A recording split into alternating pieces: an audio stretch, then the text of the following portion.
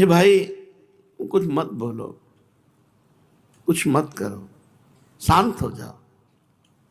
श्रीपाद कह रहे हैं ना करो, कुछ मत करो। ये करना है, ये करना है, ये करना है, ये करना है, हर समय बहिर्मुख वृत्ति। प्रिया प्रीतम से बिलक जो करना है वो सब बहिर्मुख वृत्ति है। शांत हो जाओ। शांत किसे कहते हैं? चुप हो जाना शांत नहीं है। योग वासिष्ठ शांति की व्याख्या करता है। शांत जो शास्त्र चिंतन परायण है, जिन्होंने अध्यात्म ज्ञान प्राप्त कर लिया है, वो शांत होते हैं। अध्यात्म ज्ञान प्राप्त कर लिया है, ये बहुत अमृतमय वचन है। सुनाने की इच्छा नहीं होती क्योंकि इसके सब अधिकारी नहीं होते, पर सुन सुनकर ही अधिकार प्राप्त किया जाता है। अगर चलना चाहो तो सुनने मात्र से भगवत मार्ग प्रकाशित हो जाता है। उपासक को चाहिए कि परमार्थ की सिद्धि के लिए प्रयास रहित हो जाए। परमार्थ प्रयास से नहीं होता, परमार्थ चिंतन से होता है, दौड़ भाग से नहीं होता। ये बहुत अच्छे से बैठा लो, दौड़ भाग से नहीं होता है। ये चिंतन परायण पुरुष ही परमार्थ में अग्रसर होता है। उस परम पद को प्रयत्न पूर्वक चिंतन करके प्राप्त किया जाता है। हमारा सारा का सारा प्रयास कहाँ होना चाहिए? चिंतन में। गीता जी में भगवान ने सबसे ज्यादा चिंतन की बात करी है। जिसका मन संताप रहित हो चुका है, कोई काम क्रोध लोभ मोह मद मत्सर इनका कोई प्रभाव नहीं, वो सर्वोत्कृष्ट परम पद में विराजमान है। परम पद में विराजमान पुरुष की परिभाषा, जिसका मन संताप रहित हो चुका है, कोई संताप नहीं, एक अद्भुत आनंद। वो पुरुषों में सर्वश्रेष्ठ शांत पुरुष कहा जाता है। शांत पुरुष जो प्रिय को सुनकर, स्पर्श कर, देखकर, खाकर, सूंघकर कभी हर्षित नहीं होता। प्रिय वस्तु, प्रिय व्यक्ति, प्रिय स्थान, इनको प्राप्त करके जिसके हृदय में हर्ष रूपी विकार नहीं होता। और जो अप्रिय को सुनकर, अप्रिय को स्पर्श कर, अप्रिय को देखकर, अप्रिय को खाकर, अप्रिय को सूंघकर शोकित नहीं होता। शांत पुरुष की परिभाषा, कितना बड़ा महापुरुष है वो। प्रिय वस्तु मिले, प्रिय व्यक्ति मिले, प्रिय परिस्थिति मिल जाए, सूंघना, खाना, देखना, भोगना, उसे कोई हर्ष नहीं। क्यों हर्षित क्यों नहीं? क्योंकि इसमें ये सब नाशवान स्वाप्निक वस्तुएं हैं, इनके मिलने से हर्ष क्या।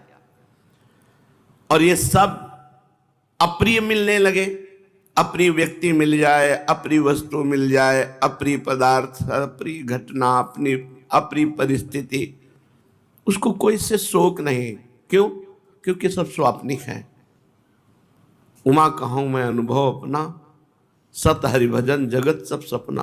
वो शांत है जो प्रिय और अप्रिय को सुनकर, स्पर्श कर, देखकर, खाकर, सूंघकर ना तो हर्षित होता है और ना शोकित होता है। किन होता है? वह शांत पुरुष कहा जाता है।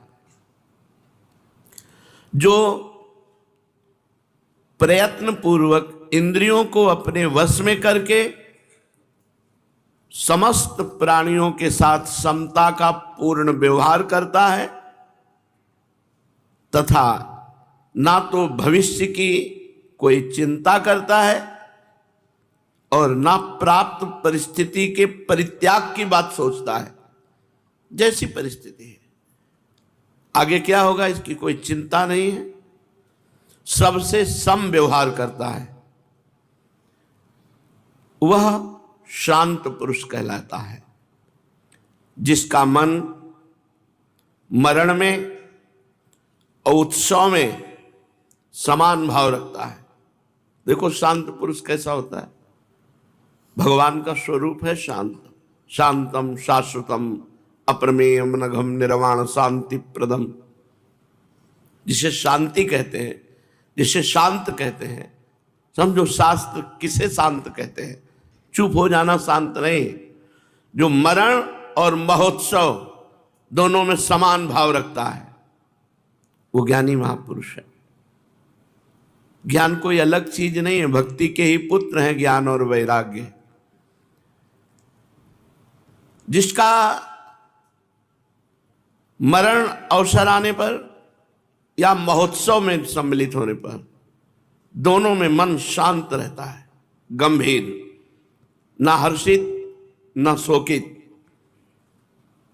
चंद्रमंडल के समान जिसका मुखारविंद मरण और महोत्सव में समान भाव से चमकता रहता है वो महापुरुष शांत कहा जाता है। हर्ष और क्रोध का अवसर आने पर जो ऐसे रहता है मानो अनुपस्थित है ही नहीं वहां, उसे गाली दी जा रही, उसका अपमान किया जा रहा, उसकी निंदा की जा रही, मानो वहां है ही नहीं। उसका पूजन किया जा रहा है, उसकी आरती उतारी जा रही, उसकी बड़ाई की जा रही, मानो वहां है ही नहीं।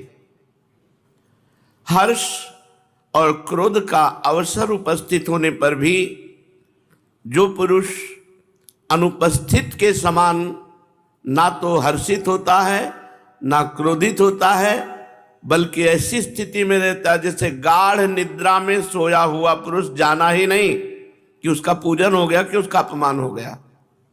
ऐसे गाढ़ चिंतन में प्रभु के डूबा हुआ है कि उसको पता ही नहीं चला, उसे कहते हैं शांत पुरुष। जिसकी अमृत प्रवाह के सदस्य सुखदायिनी प्रेम पूर्ण दृष्टि सभी प्राणियों में भगवत भाव से पड़ती है, ये शांत पुरुष का लक्षण। सब में मेरा प्रभु विराजमान है। स्त्री पुरुष जड़ चैतन्य कीड़े मकूड़े जहां भी दृष्टि गई वहां मेरा प्रभु विराजमान है। अमृत प्रवाह के सदस्य, ये अमृत प्रवाह है। अमृत प्रवाह के सदस्य सुखदायिनी प्रेम पूर्ण दृष्टि, सब में परमात्मा दर्शन, उसी को शांत पुरुष कहते हैं। जिसका मन बुद्धि चित्त अहंकार इतना शीतल हो चुका है, मान अपमान लाभ हानि सुख दुख जय पराजय इनमें वो समान है। इतनी शीतलता हृदय में कि कोई फर्क ही नहीं पड़ा, उसे मोहाच्छन्न बुद्धि रहित शांत पुरुष कहते हैं। जो लौकिक विषयों के साथ व्यवहार करता हुआ भी नहीं करता, कोई इच्छा ही नहीं, सामने उपस्थित हो गया कार्य व्यक्ति या क्रिया भोजन, वो अनिच्छा भाव से प्रारब्धवशात वैसा व्यवहार कर लेता है, न हर्षित होता है न शोकित होता है। वो अनासक्त शांत महापुरुष कहा जाता है। सम्यक प्रकार से व्यवहार करते हुए भी जिसकी बुद्धि आकाश की तरह निर्विकार रहती है, किसी से न राग न किसी से द्वेष, वो महापुरुष शांत कहा जाता है। अब ये शांति कैसे प्राप्त होती है, तो बोले भगवत प्राप्त महापुरुष के सत्संग से। अब भगवत प्राप्त का क्या लक्षण है, तो कह रहे हैं जो आत्मस्वरूप को प्राप्त हो गया है, जैसे श्रीमद् भागवत में कहा वेदों का पारगामी विद्वान और परब्रह्म की अनुभूति से युक्त ऐसे सदगुरु का वर्ण करना चाहिए। अब सब बातें बताई नहीं जाती, हम आपको अपनी एक बात बताते हैं।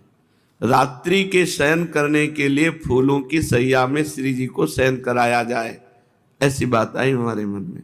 तो बिहारी जी के सामने जो डलिया में, तो सब ब्रजवासी जानते थे, तो शाम रात्रि के जब 9 बजे के बाद राधा वल्लभ जी की आरती के बाद, तो जो 2-4 डलिया समेट रहे होते उनसे कहते, तो बचे हुए फूल कोई 4 गुलाब के दे दिए, कोई 10 रायबेल के दे दिए, कोई एक माला भी दे देते।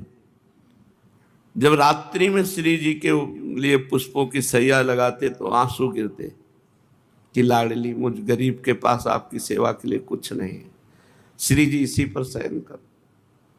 उनको शयन कराते हुए जब चरण चापते, वो अपार सुख मिलता जिसका वाणी के द्वारा वर्णन नहीं कर सकते। श्री जी दैन्य सुख में है। अगर आपके अंदर दैन्य नहीं और यह है कि मैं 50 करोड़ का श्री जी को ऐसा, या श्री जी के अधीन अनंत ब्रह्मांडों के स्वामी प्रभु श्री कृष्ण है, प्रीति की रीति रंगीलो ही जाने, यद्यपि सकल लोक चूड़ामणि, दीन अपन पो माने। श्री जी काहे से रिझते? हमारे पास कुछ नहीं है श्री जी को रिझाने के लिए। ये रुपया पैसा, ये नाना प्रकार की भोग सामग्री से अगर श्री जी मुस्कुरा देती तो ये अपने भिक्षुकों को नहीं मिलती, अपने भिक्षुकों की झोली में नहीं आते। लेकिन श्री जी मिलती ही उसी को है जो पारिवारिक सुख, अर्थ सुख, साधना सुख का त्यागी होता है। कोई डरो मत। अगर कोई ऐसा कहता है कि तुम ये नहीं करते हो तो तुम्हारा पतन हो जाएगा, श्री जी नहीं मिलेगी, वो वासना का पुजारी बोल रहा है, श्री जी का नहीं। खुली बात है। श्री जी तो इतनी करुणामयी हैं, कैसे तुम्हें बताएं। तुम सोच करके केवल देखो कि आज श्री जी को मैं ये भोग लगाऊंगा, वो लग गया भोग। भावोत्सवेन भजताम रस कामधेनु।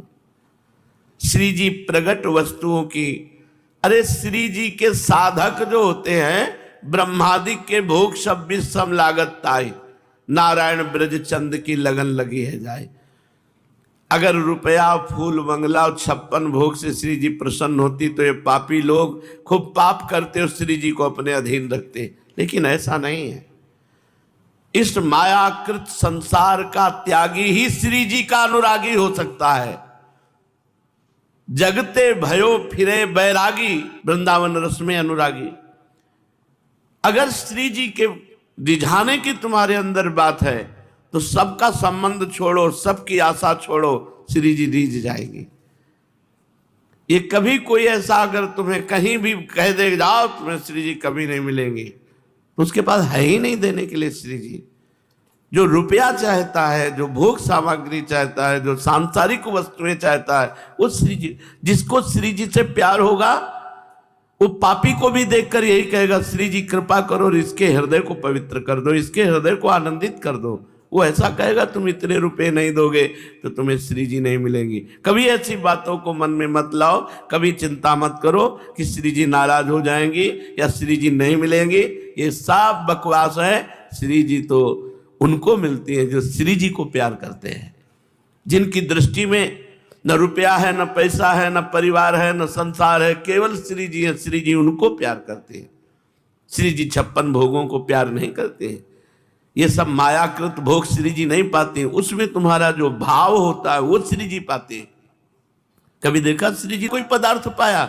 इस घृणित पदार्थ, मलमूत्र बनने वाले पदार्थों से श्री जी नहीं रिझती। उसमें जो आपका भाव होता है कि मेरी प्यारी जो पाएंगी, वो भाव श्री जी ग्रहण करती है। वो भाव तो बिना वस्तु के भी हो सकता है, वस्तुएं एक भी नहीं और भाव किया तो भावोत्सवेन भजताम रस कामधेनु। कभी कोई डरो मत। आज दंभ का बोलबाला, पाखंड का बोलबाला हो रहा है। जहां देखो वहां रुपया रुपया रुपया, रुपया के बिना ना सत्संग, रुपया के बिना ना उपदेश, तो सब रुपया बढ़ाया भगवान। रुपया रुपया, अरे इस धन को शास्त्रों में अनर्थ कहा गया है। अर्थ ही अनर्थ है। हाँ, तुम्हारे पास है तो उसका सदुपयोग कर दो। ये गर्व मत करो कि तुम करोड़पति हो तो करोड़ों रुपयों से ठाकुर जी को घसीट लोगे, अपनी तरफ आकर्षित कर लोगे। लक्ष्मी जी चरण चापती रहती, भगवान देखते भी नहीं है। ऐसे करुणामय भगवान अपने भक्त के चरण चापते हैं। अनुब्रजाम में हम नित्यम पुयेत्यंगुरेण भी, भगवान उसके पीछे पीछे घूमते हैं। तो जो आत्मज्ञान संपन्न है, चाहे वो भक्त हो चाहे वो ज्ञानी महात्मा हो। हरिवंश महाप्रभु ये आत्म तत्व का ही उपदेश कर रहे हैं। ये क्रूरापि पापिनो न च सताम संभाष्य दृश्याश्चये सर्वान् वस्तुतया निरीक्ष परम स्वाराध्य बुद्धिर्मम।